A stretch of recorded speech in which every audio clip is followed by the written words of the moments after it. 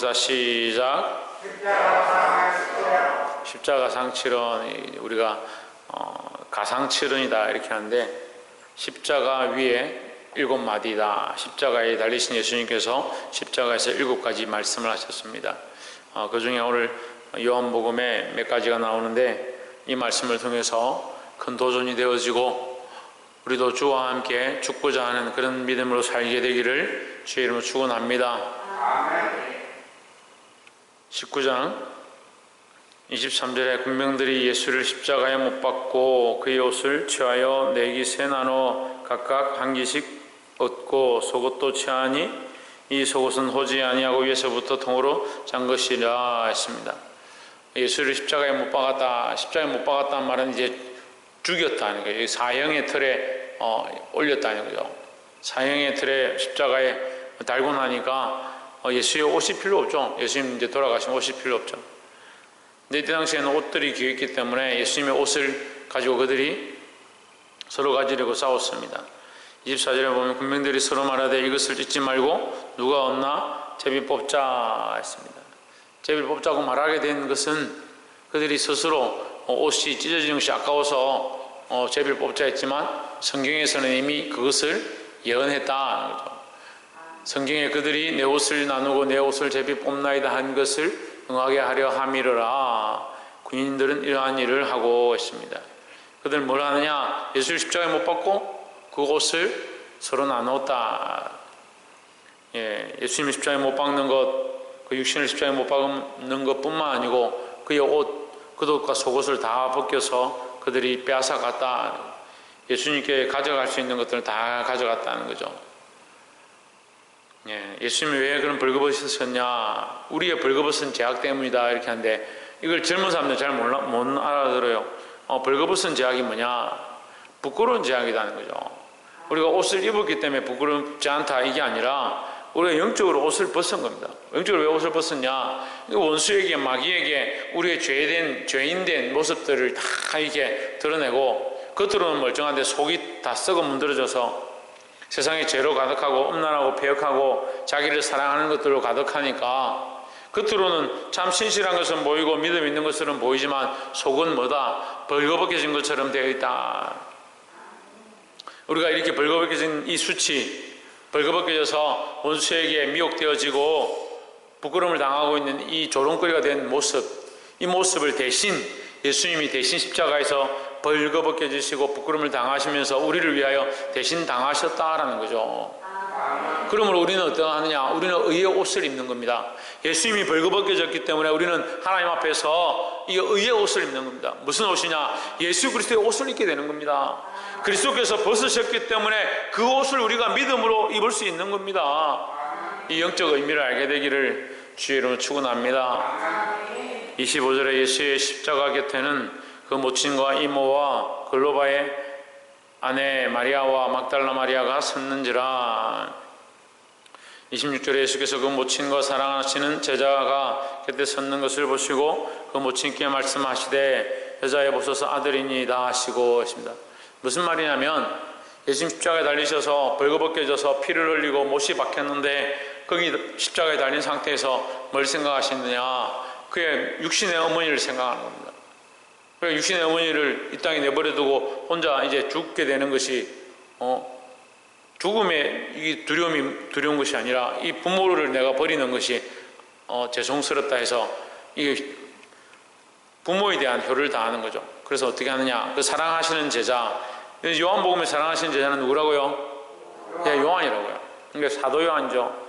사도 요한에게 그 어머니를 맡기는 겁니다. 여자여 보소서 아들입니다.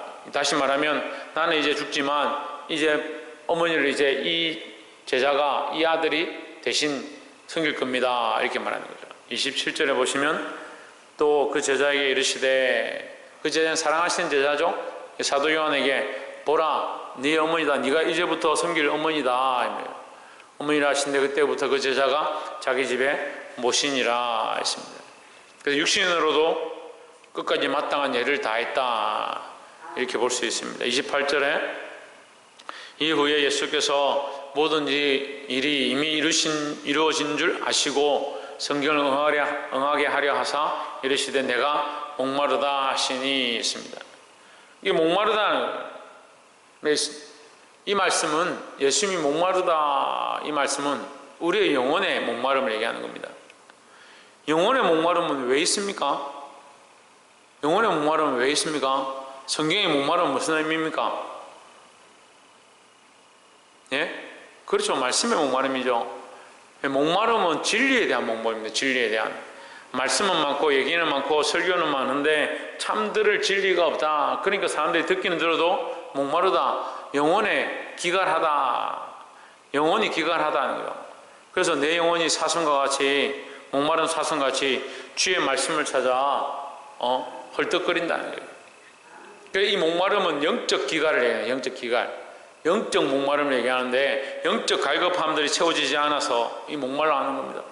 세상에 많은 사람들은 육체에 필요한 것들을 채우려고 내가 먹고 마시고 즐기기만 하면 다 채워질 줄 아는데 실컷 해보십시오. 죽을 때까지 해보십시오. 그게 채워지나?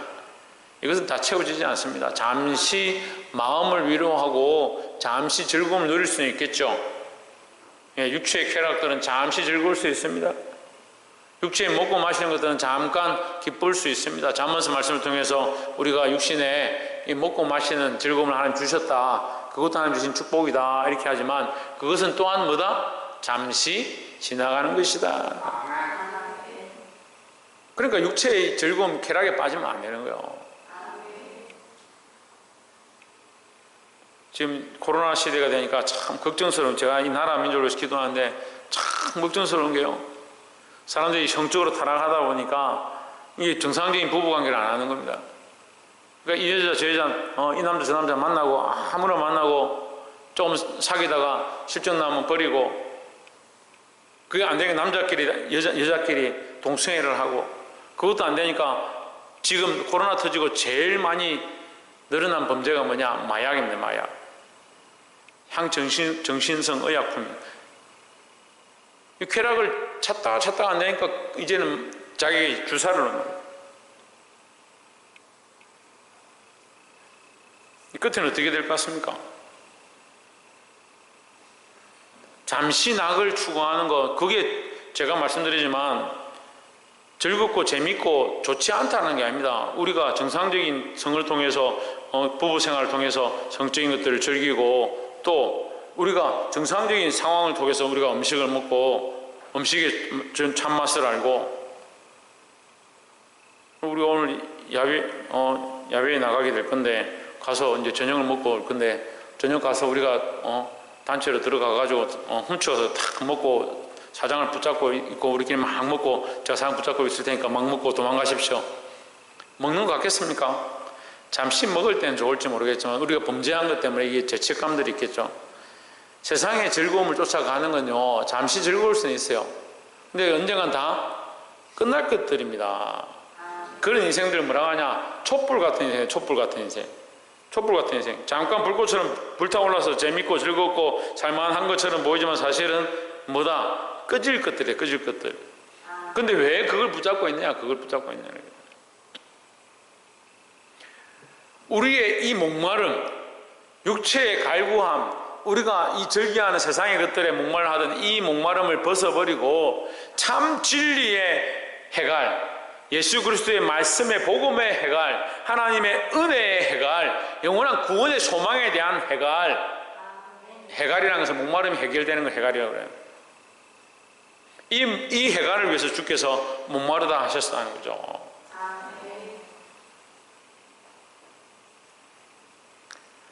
볼 수 있기를 소망합니다. 제가 뭐 다른 종교에 대해서 말하는 것들을 별로 안 좋아하지만,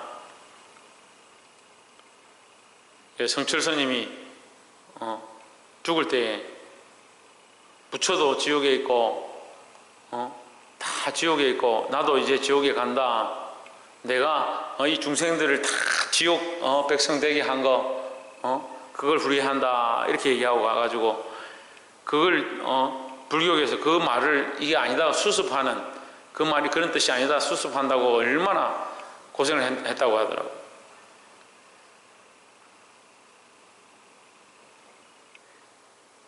그게 뭐 중요한 게 아니고요, 세상에 종교와 세상의 논리들은요 참 진리가 없는 거예요. 거기 뭐가 없다? 거기 구원이 없습니다.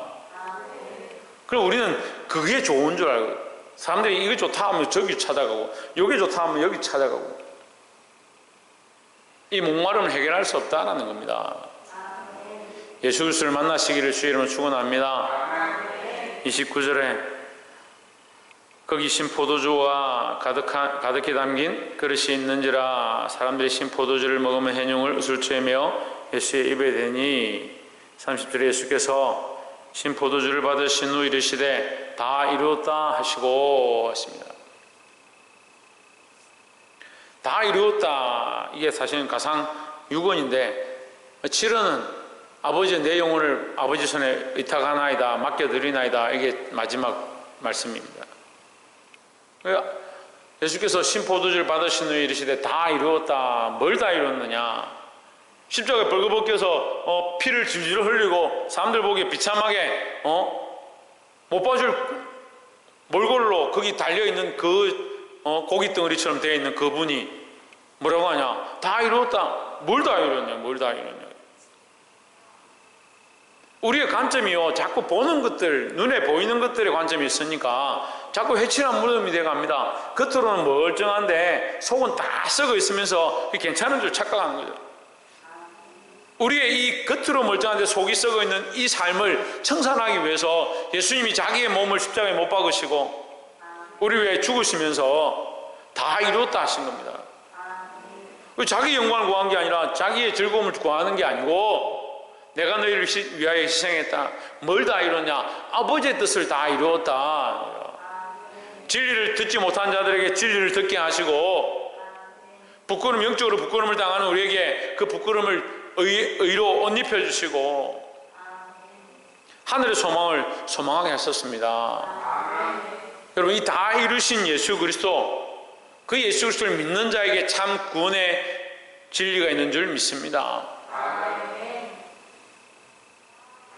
사랑하는 성도 여러분, 다른 방법이 없고 다른 길이 없는 줄 우리가 늘 기억하고, 예수 그리스도로 참된 구원이 있는 줄 믿고 믿음으로 사시기를 주의 이름으로 축원합니다.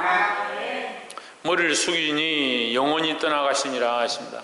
아버지여, 내 영혼을 아버지 손에 의탁하나이다, 이렇게 하고 돌아가셨습니다. 생명의 주권자는 누구시다? 하나님입니다. 하나님입니다. 그래서 우리도 이걸 잘 지켜야 하는 겁니다. 제가 이번 주에 이제 목사님들 만나서 얘기를 좀 이렇게 나눌 때 그 얘기를 했는데, 사람이 죽을 때, 살았을 때는 참 신앙생활 잘하고 교회 열심히 다닌 것처럼 보이는데, 나이가 들고 치매가 들고 요양병원에 있고 또 죽을 때 다 돼가니까 믿기 싫다고, 끝에 죽는데 예수님 꼭 붙잡고 믿음으로 살아야 합니다. 듣기 싫다. 평생 예수 믿고 주를 위해 헌신했던 사람이 마지막 죽는데, 제가 장례를 많이 치르지는 않았지만 사람들의 임종을 여러 번 내가 봤습니다. 근데 끝에 항상 악한 것들과 어둠과 빛이 싸우는 겁니다. 모세의 시체를 가지고 마귀와 천사가 싸웠던 것처럼 마지막에 우리가 마지막 죽음을 앞둔 그 상황에 우리의 마음을 빼앗아 가고자 할 수만 있으면 믿는 자도 넘어뜨리고자 사단은 그렇게 역사하고 지옥 백성 되게 하고자 끌고 간다는 거예요. 누가? 오진주 누가? 마귀가 우리의 생각들을 이렇게 빼앗아 가려고 하는 거예요. 그러니까 끝까지 정신을 차려야 되고, 지금 우리가 살아있을 때 이 영적 훈련들을 해야 된다는 거죠. 어둠을 선택하지 말고, 죄악을 선택하지 말고, 당장 입에 단 것들을 선택하지 말고 믿음의 길을 선택해서 승리하게 되고 영원한 소망을 든든히 가지시는 저와 여러분 되기를 주의 이름으로 축원합니다. 기도하겠습니다.